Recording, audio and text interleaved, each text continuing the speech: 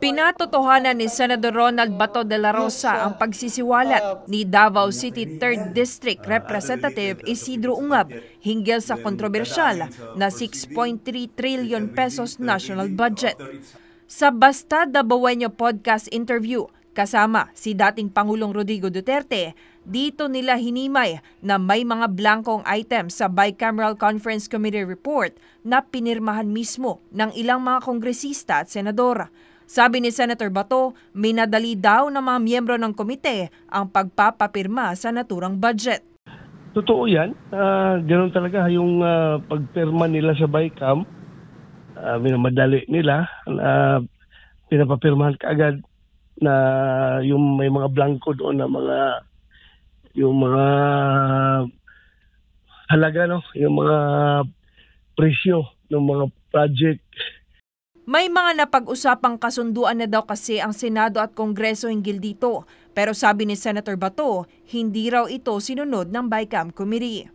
Oo, hindi nga ako pumirma doon. Kaya nga ako nag-book out doon sa BICAM no. Umalis ako at hindi ako pumirma dahil hindi tinupad yung usapan namin.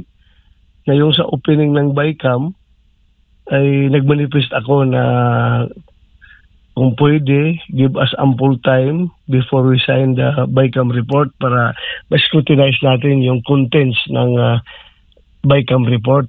But pagdating doon sa closing ng BICAM namin, pirmahan na kaagad. Hindi wala pang kopya na binigay sa amin. So sabi ko, paano ako makapirma na hindi ko pa nabasa? Pero ganoon pa man, nagmamadali, pinirmahan nila. Pero ako, umalis ako. Hindi ako pumirma. Bagaman hindi lumagda si Bato sa naturang BICAM report, pagkatapos nito ay pinadalhan pa rin siya ng kopya. Pero blanco pa rin daw ang mga presyo at halaga ng mga proyekto. Dapat daw kasi ay transparent lahat sa panahon ng BICAM ang transaksyon, pagbili, pag-amyenda at maging ang pag-transfer ng halaga ng budget. Matapos nga maisiwalat ang kontrobersyal na 2025 national budget, ay itinanggi naman ito ni Bongbong Marcos Jr. at tinawag pang sinungaling si dating Pangulong Rodrigo Duterte. Sinigundahan naman ni Senator Bato ang pagkwestiyon ni dating Pangulong Duterte sa mga miyembro ng komite sa pagpapapirma nila ng mga blankong items at kung bakit ito inaprubahan ni Marcos Jr. Dapat hindi mangyari yan dahil very dangerous yan at it defies logic nga bakit ka magpirma na hindi mo alam. Mahirap i-explain sa sarili mo. Walang presyo, pinirmahan mo. Opo. Bakit gano'n? So, yun ang talong dyan. That is dapat i-address ng buong Kongreso. Hindi lang ng House of Representatives, kundi pati ng Senado. Samantala, may paalala naman ang senador sa publiko, lalo na ngayong darating na halalan sa pagpili ng mga lingkod bayan na totoong may malasakit at pagmamahal sa bayan. Ngayon, magkakaroon na naman tayo ng eleksyon. Siguruhin ninyo na yung pinipili ninyo magiging membro ng House, yung representative niyo sa House at saka yung representative niyo dito sa Senado ay nagmamahal sa bayan. Hindi yung nagmamahal sa sariling bulsa, hindi nagmamahal sa sariling kapakanan, sariling interest, kundi ang minamahal talaga dapat yung buong bansang Pilipinas. Alam mo, ang problema kasi mawalang galang na sa Presidente Marcos Jr. Unang-una, dapat po kasi hindi na kayo ang sumasagot dyan. Dapat meron kayong spokesperson kasi apparently, I don't think na narinig nyo yung video mismo. Kasi kung narinig nyo yung video, makikita mo na hindi naman siya nag-aakusa. Iyan ang tugon ni dating Chief Presidential Legal Counsel, Attorney Salvador Panelo, matapos sabihin ni Pangulong Bongbong Marcos na sinungaling ang dating Pangulong Rodrigo Duterte. Nag-ugat ang pahayag ni Marcos kaugnay sa isiniwalat ni Davao City 3rd District Representative Isidro Ungab na may ilang mga blanko sa item ng nilagdaang bicameral report ng 2025 budget. Bagay na ayon sa dating Pangulong Duterte ay hindi pinapayagan ng batas at may tuturing na malaking pagkakamali. Sinabi naman ni Panelo na ang puntong binanggit ni dating Pangulong Duterte ay base lamang sa legal na opinyon nito. Kaya ang response naman ni Presidente Duterte, Kung totoo yun, may diferensya. O madalit sabi, pupunta kayo sa kulungan. In other words, he was just expressing a legal opinion. Kung totoo. Kung totoo yung mga sinasabi. Kaya ang opinion naman ni Presidente, kung totoo yun, mali nga. So he's not lying on anything. Nagpapahayag lang siya ng opinion. Kabilang naman sa mga napansin na may blank item ay sa Department of Agriculture at unprogrammed appropriations. Samantala, naniniwala naman si Panelo na unconstitutional ang bicameral committee. Another problem mo kasi, yung bicameral committee, ever since my view as a lawyer is that this is unconstitutional. Kasi maliwanag naman ng batas ang saligang batas na ang deliberation sa upper house, lower house. Ngayon, ang ginawa nila, pag hindi nagkakasundo, gumawa sila ng mga kinatawan ng bawat sangay.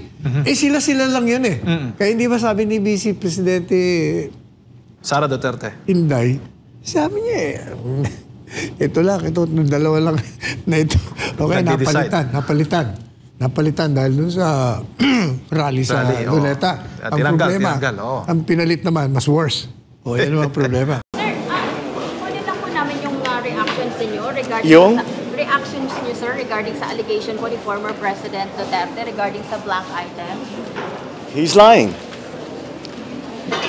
He's a president. He knows that you cannot pass a GAA without with a blank. He's lying. He's lying because he knows perfectly well that that doesn't ever happen. Sa kasaysayan ng buong Pilipinas, hindi pinapayagan na magkaroon ng item ang GAA nang hindi nakalagay kung ano yung project at saka ano yung gastos, ano yung pondo.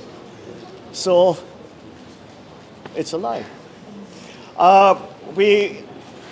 I was watching the news earlier today and people were saying, it's 4,000 pages. Paano namin ibubusisiin yan? Ang ganito, para titignan namin isa-isa. Hindi na lang. Meron namang kopya that's available on the website of DBM. Tignan ninyo, huwag na ninyo busisihin isa-isa. Hanapin nyo yung sinasabi nila na blank check. Tignan ninyo kung meron kahit isa para mapatunayan na tama ang sinasabi ko, kasinungalingan yan. That's my reaction. It falls short sa exacting standard ng ating batas na lalo na money appropriations must appear the true and correct value kung anong gusto mong what would be the application for the money for public money. Pagka ganon, there's something terribly wrong. And as a matter of fact, I would say, kung may mga blanco yan lumusot, that is not a valid legislation. Kung nasa batas na yan, lumabas na yan ng blanco-blanco, either it could be filled up before or after sa Congress, pagka ganon, what must be submitted is the true and correct figure coming out as prepared by the budget submitted to Congress for appropriation. Pagka putol-putol yan o may kulang, that is not a valid budget for implementation as law.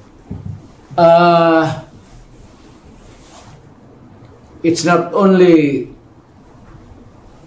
inaccurate, but I think the budget is in totality invalid.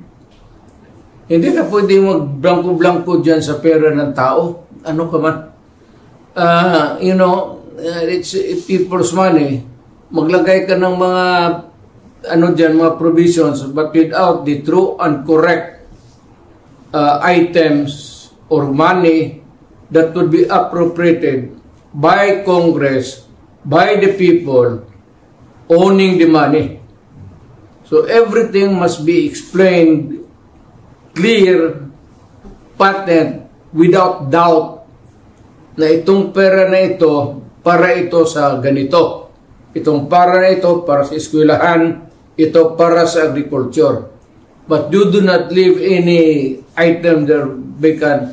Itong pera na ito blanco to be filled up later on. That is not allowed by law. And that budget is already, I would like to remind Congress, mali ho yan. It's invalid. Please correct it. Or recall the budget and demand an explanation kung bakit dumating sa inyo yan na ganun kablangko.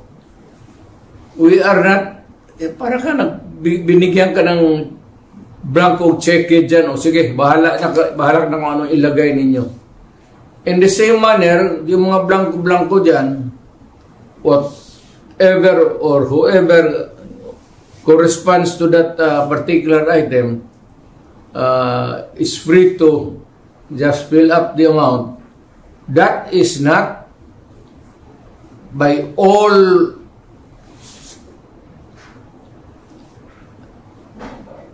commandments of the law, that cannot be valid, invalid, unenforceable, and kung na-implement na, it must be corrected and the money returned if already spent or corrected.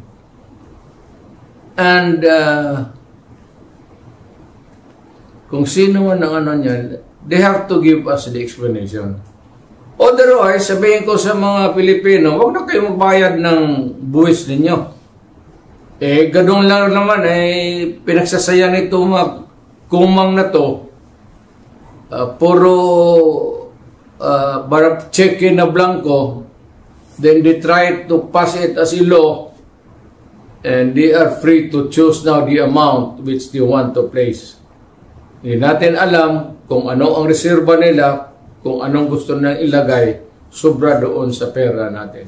It could be that the money is in the hands of the government now, or future appropriations, or reserva ba ito? If it does not clear anything, then that is invalid and not correct.